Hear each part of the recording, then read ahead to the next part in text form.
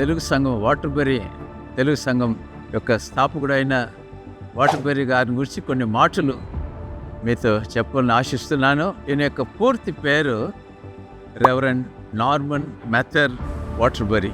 ఈయన జన్మించినది అమెరికాలో ఉన్న మ్యాసచ్యూసెట్స్ అనే స్టేట్లో బర్క్షైర్లో న్యూ నార్త్ యాడమ్స్ అనే స్థలంలో ఈయన జన్మించారు. ఈయన యొక్క తండ్రి పేరు ఫ్రాన్సిస్ వెలండ్ అండ్ తల్లిగారి పేరు మేరీ రోలండ్. ఈయన 14 ఏళ్ళలోనే బాప్తిస్మం పొందారు. ఎందుకంటే వీరి యొక్క తల్లిదండ్రులందరూ బ్యాప్టిస్ట్ బ్యాక్గ్రౌండ్లో ఉండి వచ్చిన వారే. ఈయనకు ఈ మిషనరీస్ మీద గొప్ప ఆసక్తి ఉన్నది. ఈయన అభిలాష ఏమిటంటే క్రీస్తును ఎరుగని స్థలంకు వెళ్ళి క్రీస్తు యొక్క సువార్త ప్రకటించవాలని ఆయన యొక్క ఆశ. గొప్ప ప్రార్థనాపరుడు. ఈయన రోచెస్టర్ అనే యూనివర్సిటీ నుండి ఈయన డిగ్రీ ముగించారు. ఆ తర్వాత రోచెస్టర్ థియలాజికల్ కాలేజీలో ఈయన థియాలజీ కోర్సు చదివారు. లూసీ వైట్షెడ్ మెక్గిల్ అనే ఆమెను ఈయన వివాహం చేసుకున్నాడు. ఈయన వివాహ దినం 18 ఆగస్ట్ 1881. వివాహం అయిన 2 నెలల్లోనే వీరు అమెరికా నుంచి బయలుదేరి చెన్నై పట్టణం, అప్పుడు మెడ్రాస్కి వచ్చారు. వీరు ఒక విషయాన్ని గ్రహించవలను. ఆ దినాల్లో అమెరికా బాగానే ఉండింది.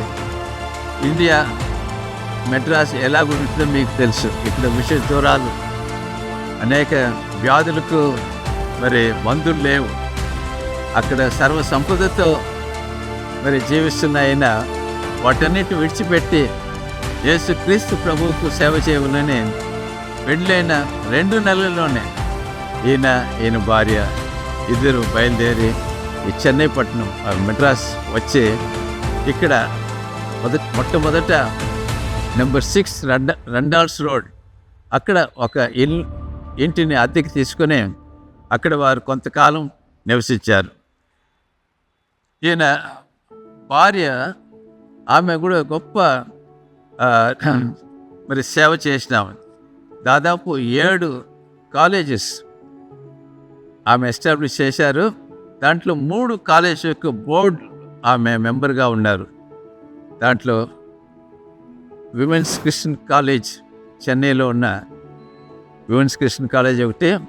తర్వాత మీ అందరికీ తెలుసు వెల్లూరులో ఉన్న సిఎంసి క్రిస్టియన్ మెడికల్ కాలేజ్. అది మొట్టమొదట స్త్రీల కోసమే ప్రారంభించారు, కాలేజ్ ఫర్ విమెన్. దానిలో ఈమె ఒక బోర్డు మెంబర్గా ఉన్నారు. అంత మాత్రమే కాదు, షాంఘై చైనాలో ఒక కాలేజ్, ఆ కాలేజ్ యొక్క బోర్డు మెంబర్గా ఉన్నారు. వారి భర్తలు ఇద్దరు చెన్నైకి వచ్చి, ఆ దినాల్లో దానికి మెడ్రాస్ అని పేరు, ఈ మెడ్రాస్కి వచ్చి దాదాపు 13 ఎకరాల స్థలంను కొని పెరంబూర్ ప్రాంతంలో అక్కడ ఒక సంఘంను నిర్మించటకునో ఒక పాఠశాల నిర్మించటకునో వారు పూనుకున్నారు. ఆయన భార్య ఇద్దరు కలిసి ఇక్కడ చేసిన సేవ బహు గొప్పది. ఆయన ఇక్కడికి వచ్చిన 10 నెలల్లోనే తెలుగు భాషను బాగా నేర్చుకొని ప్రవీణులై దాంట్లో 4 పుస్తకములను ఆయన రాశారు. మొదటిది పరమరక్షకుడు అనే పుస్తకము, రెండవది 4 సువార్తలోని పాఠములు, సువార్తల నుంచి అందరూ తెలుసుకోవాలని, మూడవది క్రీస్తు చరిత్ర విశద బోధిని, క్రీస్తు చరిత్ర గురించి. ఆ తర్వాత ఇంకొక పుస్తకం ప్రారంభించారు. అది 4వ క్లాస్ 5వ క్లాస్ విద్యార్థులకి కావలసిన పుస్తకం రాశారు. కానీ దాన్ని ముగించే ముందు ఆయన యేసులో నిర్ధారించారు. ఆ తర్వాత ఆ పుస్తకము మరలా ప్రచురింపబడినది. ఈయన దేవుని కొరకే ఎక్కువగా, క్రీస్తు ప్రభు కొరకే ఎక్కువగా జీవించి తన యొక్క 30వ వయసులోనే ఆయన ఈ యొక్క సంఘం అంతా నిర్మించి ఈ స్ట్రెయిన్ వలన, ఈ యొక్క కష్టం వలన ఆయన తన యొక్క ఆరోగ్యం అంతా కోల్పోయి 1886 సంవత్సరము నవంబర్ 11వ తేదీ యేసుక్రీస్తులో నిద్రించారు. గొప్ప సాక్రిఫైస్. మనము ఈ సంఘం కొరకు ఏం చేస్తున్నామో అని ఒక్కసారి దాన్ని మనము ఆలోచించి చూసుకునేవాళ్ళను. ఎందుకంటే యేసుక్రీస్తు చేసిన అర్పణం బట్టి మనమందరం రక్షణ పొందినాము. ఈయన చేసిన వాటుబరి గారు చేసిన అర్పణం బట్టి మరి పెరంబూరులో ఒక గొప్ప తెలుగు సంఘమును నిర్మించి ఈ దినాల్లో మనమందరం వచ్చి ఇక్కడ ఆరాధించుకున్నట్టుకు కృప దేవుడు ఇచ్చినాడు. మరి మనలో ఒక ప్రశ్న, మనము ఈ సంఘమును కొరకు ఏం చేస్తున్నాము, ఏమి అర్పణ చేస్తున్నామనే ఒక ప్రశ్న మీతో ఉంచి మరి నేను సెలవు తీసుకుంటాను. Praise the lord. దేవుని పరిశుద్ధ నామానికి మహిమ కలుగును గాక. I'm very delighted being an assistant pastor of Waterbury Memorial Telugu Baptist Church to declare to the world, ఈ లోకానికి చెప్పడానికి ఈ యొక్క సంఘం యొక్క 140 సంవత్సరాల యొక్క ప్రేమ, సేవ, మరి దేవుని యొక్క కృపను గురించి చెప్పడానికి ఎంతో ఆనందిస్తున్నాను. మరి 140 years ముందు కథ చెప్పాలంటే మా ఫౌండర్ని మేము జ్ఞాపకం చేసుకోవాలి. రెవరెండ్ నార్మన్ వాటర్బెరీ గారు. ఆయన తన దేశాన్ని విడిచిపెట్టి మరి ఇండియా దేశానికి రావడం అనేది బైబిల్లో ఒక సంఘటన నాకు జ్ఞాపకం వస్తూ ఉంది.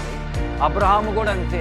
మరి అబ్రహాం దేవుని పిలుపుని పొందుకొని ఏ విధంగా మరి తన సొంత ఊరైన ఆ ఊరిని విడిచిపెట్టి, తన ప్రజల్ని విడిచిపెట్టి, తన సమస్తాన్ని విడిచిపెట్టి మరి దేవుడు కోరిన తన స్థలానికి వెళ్ళి ఆయన ఎంతగా విధేయత కలిగి వెళ్ళాడో అదే విధంగా కూడా మరి రెవరెండ్ నార్మన్ వాటర్బెరీ గారు కూడా తన దేశాన్ని విడిచిపెట్టి మరి ఇండియా దేశానికి రావడం, మరి ముఖ్యంగా సౌత్ ఇండియాలో మరి తమిళనాడులో ఉన్న ఆ యొక్క మద్రాస్ పట్టణానికి రావడం అనేది మహాదేవుని యొక్క చిత్తమై ఉన్నది.